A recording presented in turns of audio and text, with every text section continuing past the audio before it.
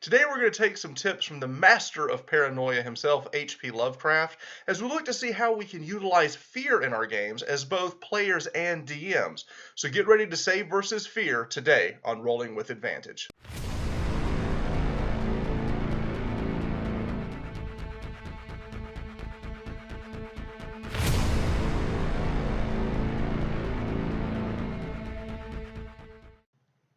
So recently I've been very inspired by the writings of H.P. Lovecraft. I began this journey about a month ago to get into reading Appendix N, which is the reading list that Gary Gygax gave us way back in the 1970s that inspired him to make Dungeons and Dragons.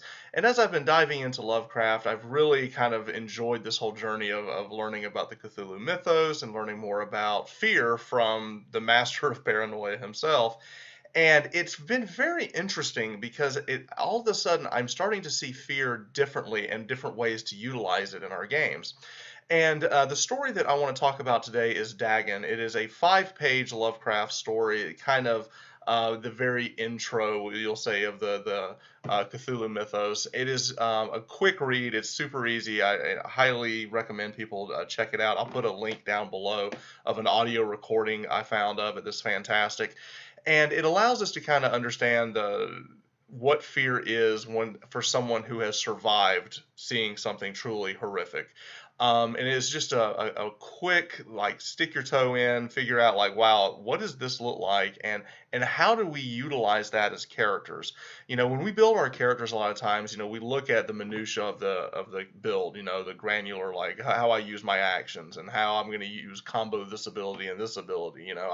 I love that type of thing, but a lot of times when we're making characters, we're also making characters, not just the build themselves, but what makes these people tick. What is it that we can put in there, that last page of the character sheet that a lot of people leave blank, the flaws and ideals and traits and things of that nature. That's where this conversation kind of leads to, is like, what do we put on that back page?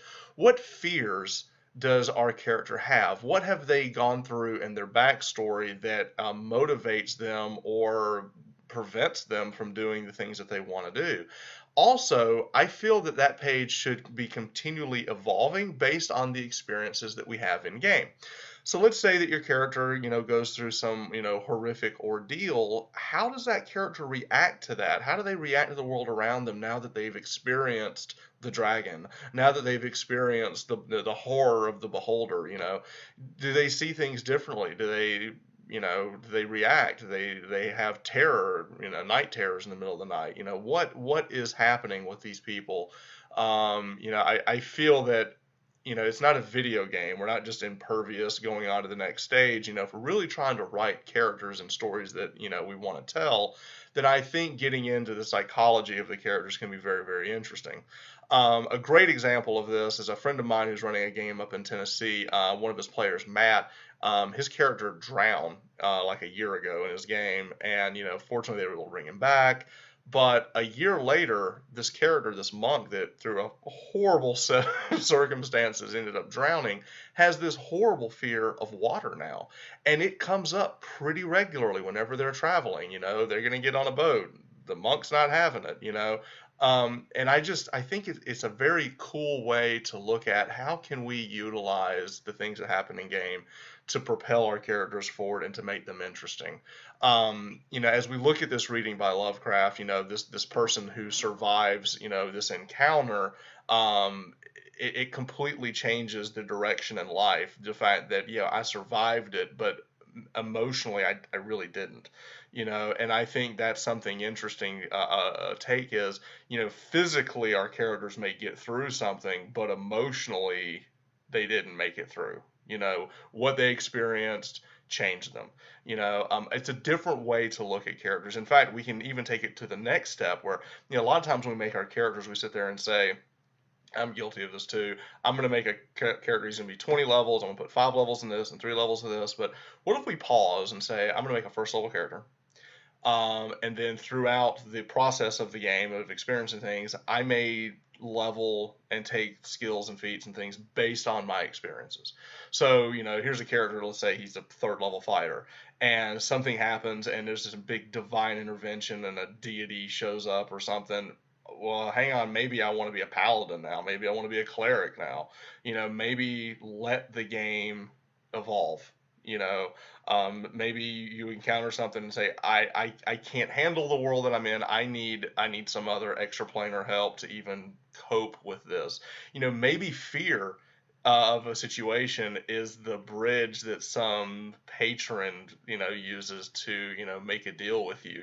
That there's a path to becoming a warlock. It's all based on overcoming some horrible paranoia that your characters got from an encounter that we had in your backstory or even in game. It's just a different way of looking at how do we organically make your character. So that is kind of what we want to look at today. So I encourage, if you have not ever read Lovecraft, click on the link below. Go check out this page I found that's incredible. It has all these audio recordings. And it's like 15-20 minutes. You can listen to Dagon and kind of understand, like, hey, this is pretty cool. The idea of surviving the horror. Sort of. So I think that's an interesting way to kind of dive into this topic. So I would love to hear from the community. How do you institute fear in your games or in your characters? I feel it's more than just save versus fear, save versus frightful presence. Do you charge the battlefield or do you cower in fear? Oh, I made my fear check. You're good. What about the next session and the session after that? Does that encounter have any ramifications for your character moving forward? Um, do you, after that ordeal with the kobolds, they terrify you now. There's just something unnatural about them. They're small and short and bark and gripe or whatever. Just what is it that we experience that your character is fine with, and what is it that they experience? They're like, I made it physically, but emotionally, part of me is still there. I think it'd be a very interesting way for us to tackle role-playing games, is to kind of see what does your character look like at the end once they have gone through all of these horrible, circumstances. It's an interesting idea. So I would like to hear from the community. What has happened in your games that your character dealt with, fear, paranoia, PTSD, whatever. I'd love to hear it.